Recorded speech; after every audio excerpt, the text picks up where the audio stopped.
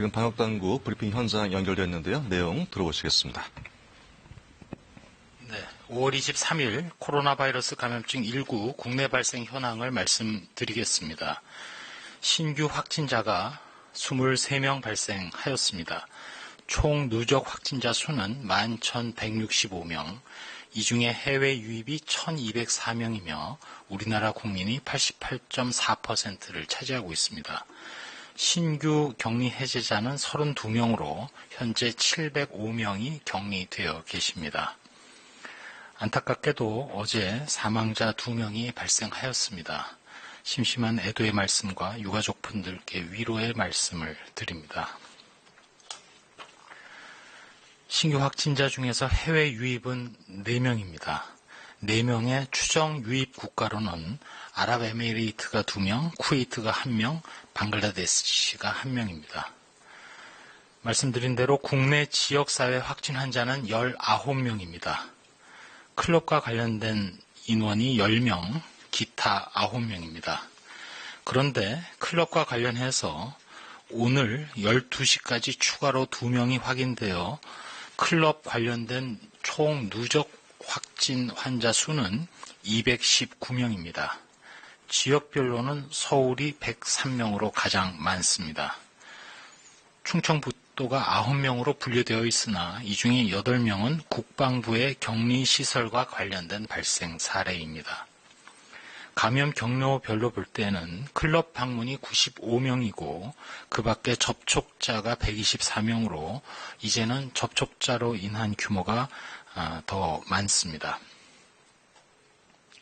삼성 서울병원과 관련해서 확진된 간호사가 다녀간 서울 서초구에 소재한 주점의 직원 2명 그리고 그 직원 중 1명의 가족 1명이 추가로 확인되었습니다.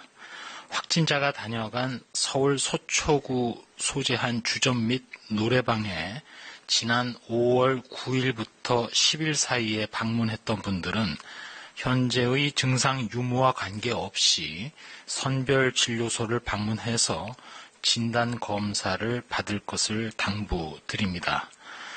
이 장소와 관련해서 현재까지 확진된 사람은 총 9명으로 파악을 하고 있습니다.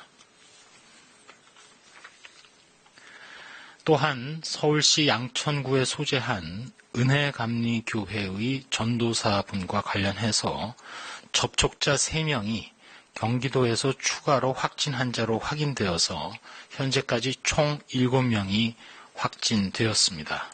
현재 모든 사례에 대해서 감염 경로에 대한 조사가 진행 중에 있다는 말씀을 드립니다. 그 다음 먼저 학교의 코로나19 감염 예방과 관련해서 말씀드리겠습니다. 학생 및 교직원 분들은 등교 전에 열 또는 호흡기 증상이 있는 등 증상이 있을 경우 등교나 출근을 하지 않고 학교에서는 마스크를 상시 착용하는 것이 원칙이며 손 씻기와 기침 예절 등 개인위생 수칙을 거듭 당부드립니다. 또한 확진자가 발생했을 경우에도 학생 및 교직원은 보건용 마스크를 착용한 후 귀가 조치를 하고 해당 지자체에서 방역조치 실시에 만전을 기하도록 당부를 드립니다. 주말을 맞았습니다. 중앙방역대책본부에서는 클럽, 주점, 노래방, PC방, 학원 등에서의 접촉으로 인한 지역사회 감염 사례가 증가하고 있음을 말씀드립니다. 밀폐되고 밀집한 다중이용시설의 이용 그리고 모임 자제를 거듭 당부드립니다. 혹시라도 부득이하게 밀폐되거나 밀집된 장소를 방문할 경우 2m 거리를 반드시 유지하고 마스크를 계속 착용하며 악수를 하지 않으시고 또 손 씻기는 철저히 하되 되도록 눈, 코, 입을 절대 만지지 않는 등 개인위생을 유지하는 것이 필요함을 거듭 강조드립니다. 특별히 65세 이상 되신 어르신, 그리고 만성질환을 앓고 계신 분, 임신부와 같이 고위험군의 경우에는 환기가 되지 않는 밀폐된 공간 또는 많은 사람이 모이는 곳은 되도록 방문하지 않도록 해주시기 바랍니다. 주말을 맞아서 많은 사람들에게 노출이 가능한 종교시설 등에서도 주의가 필요합니다. 온라인 등 비대면, 비접촉 종교 행사 활용을 적극 권장합니다. 현장 종교 행사를 할 때에도 반려를 확인하고 참여자 간의 거리를 유지하며 마스크 착용이 반드시 필요합니다. 단체 식사 제공을 한다든지 노래 부르기나 소리 지르기 등 침방울이 튈 수 있는 행위는 자제해 주시기 바랍니다. 밀폐된 공간에서 불특정 다수 그리고 밀접 접촉을 한 경우 증상이 나타나시면 관할보건소 및 1339를 통해서 선별진료소에서 진단검사를 받는 것이 필요하고 설령 가족이나 또 지인들과의 모임을 했다 하더라도 그 모임 참석자 중에 유증상자가 2명 이상 발생을 하면 선별진료소에서 검사를 받을 것을 당부드립니다. 현재 전 세계 코로나19 감염자가 500만 명을 넘어섰고 사망자도 33만 명에 이르고 있습니다. 세계적인 코로나 대유행의 기세가 아직도 전혀 꺾이지 않고 있는 상황입니다. 우리나라의 코로나19 발생 상황도 해외 유입 사례 그리고 산발적인 지역 감염이 매일 발생하고 있고 특별히 지난 5월 초에 클럽이라는 고위험 시설에서 시작된 집단 감염이 수도권을 비롯해서 전국 각지에서 아직까지 그 여파가 이어지고 있습니다. 경계를 절대 늦출 수 없는 상황이라는 것이 현재의 현실입니다. 특별히 집단 감염의 경우 확산세를 막는 속도전이 필요합니다. 현재 광범위한 진단검사 그리고 철저한 추적조사를 실시하고 있습니다.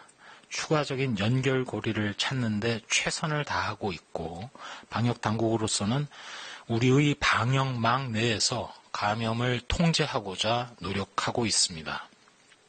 다만 현재 감염원을 역학조사로 제거하고 있긴 하지만 코로나19의 무서운 전파 속도를 모두 다 따라잡고 있지는 못하고 있습니다.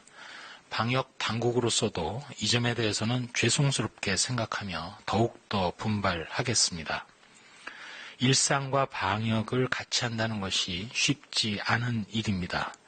결국 생활 속 거리 두기의 실효성을 높이고 다 같이 실천을 해야 되고 동시에 우리들 중에 확진자, 접촉자의 대부분을 찾는 노력도 병행이 되어야만 국내에서 코로나19를 계속해서 장기적으로도 억제 가능할 것입니다. 지난주에는 코로나 유행 이후 처음으로 고3 학생들의 등교 수업이 있었습니다. 거리 두기나 마스크 착용 등 익숙하지 않았던 학교 내에서의 방역 수칙을 지키느라고 수고한 우리 학생분들, 선생님, 학교 관계자 여러분, 특별히 학부모님들의 고생이 많으셨습니다. 코로나 유행기에 새로운 학교에서의 일상이 힘겹게 그렇지만 현재까지는 순조롭게 시작되어서 진행되고 있습니다. 이러한 등교 수업은 학교나 학교 관계자, 학생분들의 노력만으로 유지될 수는 없습니다. 우리 사회 전체가 위험도 그리고 감염 규모를 줄여나가야만 이러한 등교 수업도 계속 보장될 수 있다고 생각합니다. 오늘은 등교 수업이 시작된 이후 첫 번째 주말입니다. 이번 주말에 모든 초중고 학생분들은 다중이용시설, 특별히 노래방, PC방 등의 방문을 금해 주시고 국민들께서도 지역사회 그리고 우리 학생들의 안전을 위해서 생활 속 거리두기 실천에 적극 매진해 주시기 바랍니다. 혹시라도 우리들이 그동안 느슨해진 부분이 있었다면 다시 조여야 할 때입니다. 더불어서 마지막으로 의심되면 반드시 검사받는 것, 그것이 바로 코로나 통제의 시작이 된다는 점을 기억해 주시기 바랍니다. 이상입니다. 네, 지금부터 질의응답